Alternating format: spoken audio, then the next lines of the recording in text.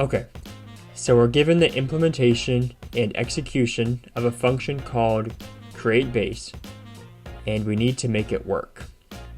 Okay, so here's what we're given by the interviewer. You can see that the setting of variable add5 equal to the result of function createBase given an argument of 5.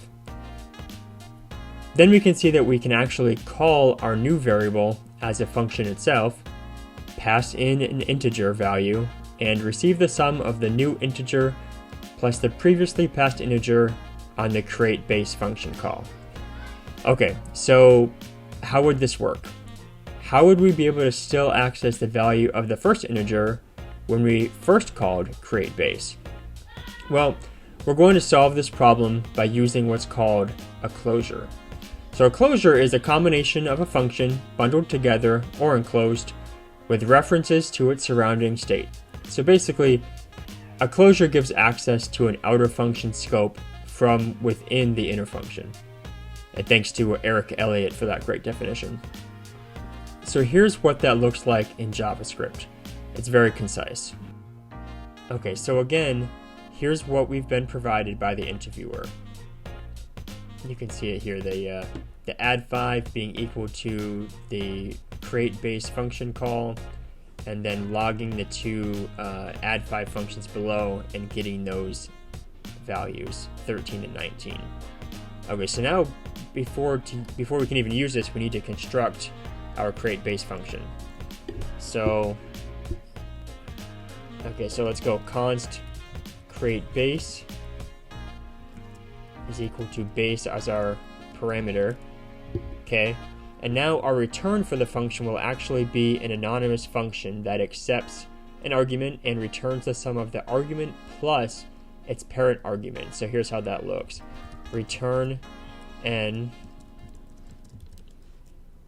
Okay, and now inside here we can actually use both n and base. So we will return n plus base. And you can see that with the inner function, we still have access to the base parameter. Okay, so now let's go ahead and test this out. Let's see. Load, maintain. Okay, and 13 and 19. Okay, so we know that that works, where we've created this base of 5, and we've added 8 to it, and then we've added 14 to it. So we could actually change this and say, add 7, put 7 here, and then we'll change this to say add 7, add 7, try it again, and you can see now we have 7 plus 8 equals 15, and 7 plus 14 equals 21. So that works. So let's take a look at how to solve this in PHP. It's very similar in PHP, with the exception of one thing, and that is the use keyword. So the use keyword allows us to pass parameters to the enclosed functions in PHP. So let's take a look at that here. So again, here's what we've been provided by the interviewer. And let's go ahead and create our PHP function. So function createBase, and we'll pass in our base parameter.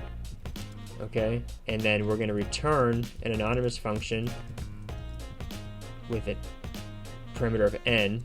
Now this is where we're going to use our use keyword. So use base. And now inside of here we have access to both n and base. So we'll return n plus base.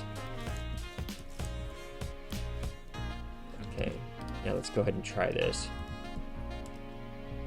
Okay, and we got 13 and 19, right? 5 plus 8 is 13, and 5 plus 14 is 19. And then we could change this as well if we wanted to create a new base, or however we would like that to look. And that's about it. The thing to remember is that closures give access to an outer function scope from an inner function, and that our new add5 function that we created is actually equal to the return function, which is why we can pass our new value and get the sum of the new and the previously entered integer.